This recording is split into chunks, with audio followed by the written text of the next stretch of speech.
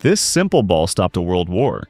It silenced 200,000 people in an instant, and today, it paralyzes half the planet.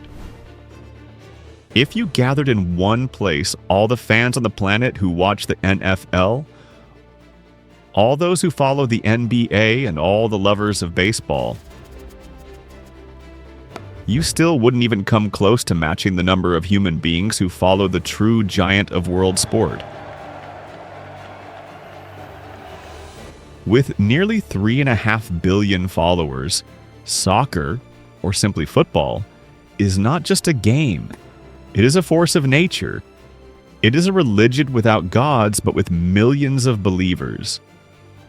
But if it is such a gigantic phenomenon, why for so long has there been a country that seems to live in a parallel bubble? The United States.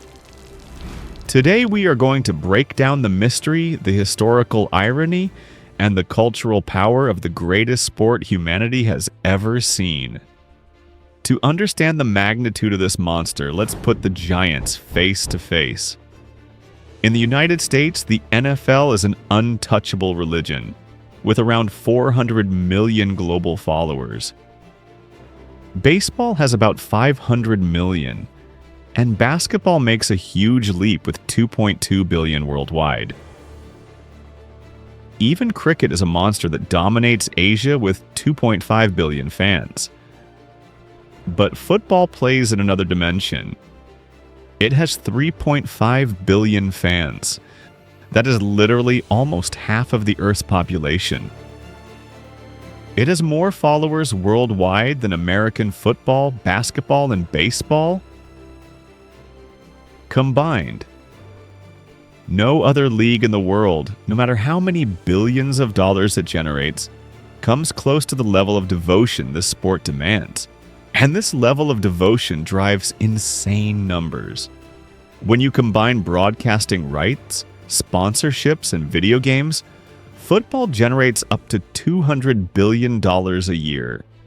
It's a financial monster that literally moves more money than the entire economies of several countries combined. But where did it come from? Many believe the English invented it in the 19th century, but the truth is much older and bloodier. The human need to kick a ball goes back thousands of years. FIFA officially recognizes Cuju, practiced in China in the 2nd century BC, as the oldest form of this sport. But it wasn't a game for fun. It was a brutal military training for the emperor's troops.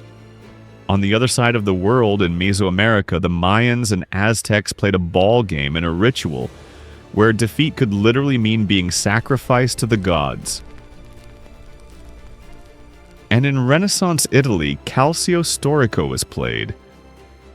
A full-scale battle in the plazas of Florence that was so violent, it combined sport with martial arts and wrestling. The world always wanted to play with a ball, but it needed order. And that's where the British come in. And the great irony of its name, in North America. If you travel the world and say the word soccer, most people will look at you strangely. They will assume it is an American invention, a word used to avoid calling it by its true name. But the historical truth is that Americans did not invent that word. The British themselves did. In 1863 in England, the Football Association was created to bring rules to the chaos and to differentiate this game from rugby. The university students of Oxford, who loved using nicknames for everything, began to shorten the name Association Football. They took the syllable "assos" and added the suffix "er". That's how the word "a soccer" was born, which quickly became shortened to soccer. The word crossed the ocean to North America, where Americans happily adopted it to avoid confusion with their own American football. Ironically, decades later, the British stopped using it, erased it from their vocabulary, and the entire world blamed the United States for having invented it. But, leaving the name aside, Why does the entire world love this sport at an almost spiritual level? To understand its real power, you don't have to look at today's million-dollar stadiums. You have to look at the blood-soaked trenches of 1914. It was World War I. British and Germans slaughtered each other in the fields of Europe. But on Christmas Eve of 1914, a spontaneous miracle occurred known as the Christmas Truce.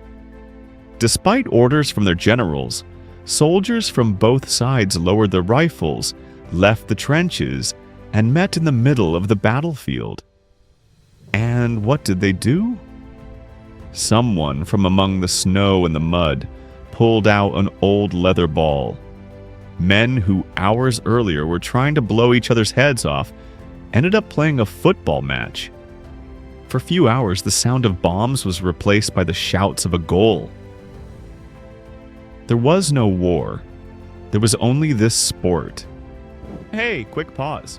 If you've been watching my videos and you're not subscribed yet, hitting that red button really helps me out. It lets me keep making more content and more often. Alright, let's get back to it. To play baseball or American football, you need expensive equipment and perfect fields. For football, you only need something round: a can, a ball of rags, 2 backpacks on the ground as goalposts. It is played both in the poorest favelas in the world and in the parks of the richest capitals. And when a sport is that accessible, it embeds itself in the soul of countries. A clear example is the Maracanazo of 1950. Brazil built the largest stadium in the world, the Maracanã, with a capacity of 200,000 people, to celebrate that they would win their first World Cup at home against the small national team of Uruguay.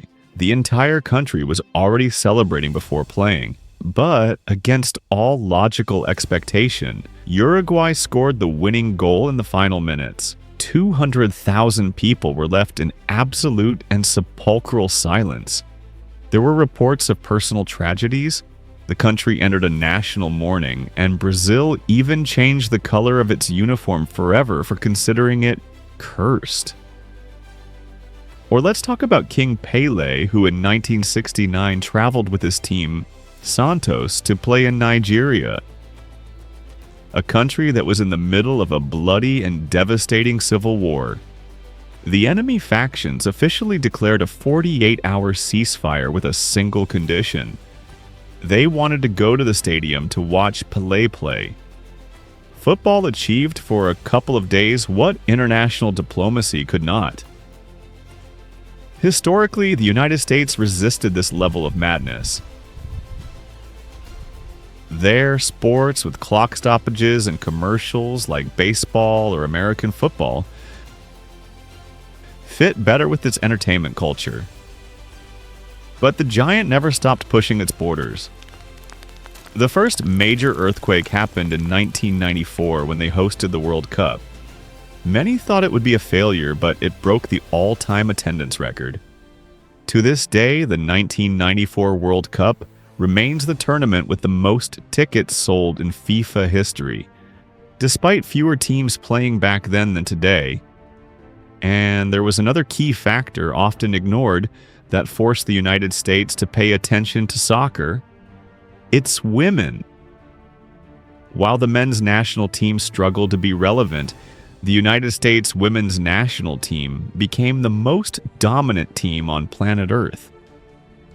They won 4 World Cups. They taught an entire generation of Americans to celebrate goals and to understand that their country could also dominate the king of sports. Today, the last great stronghold is falling. Soccer has already surpassed baseball as the 3rd most popular sport in the United States. MLS, its local league, has stopped being a minor league to bring global figures like Lionel Messi, breaking the internet and the box office. And if you think it's just fanatical passion, look at the numbers. His arrival boosted Inter Miami's value to nearly $1.5 billion. And today, all MLS franchises combined are worth a staggering $23 billion.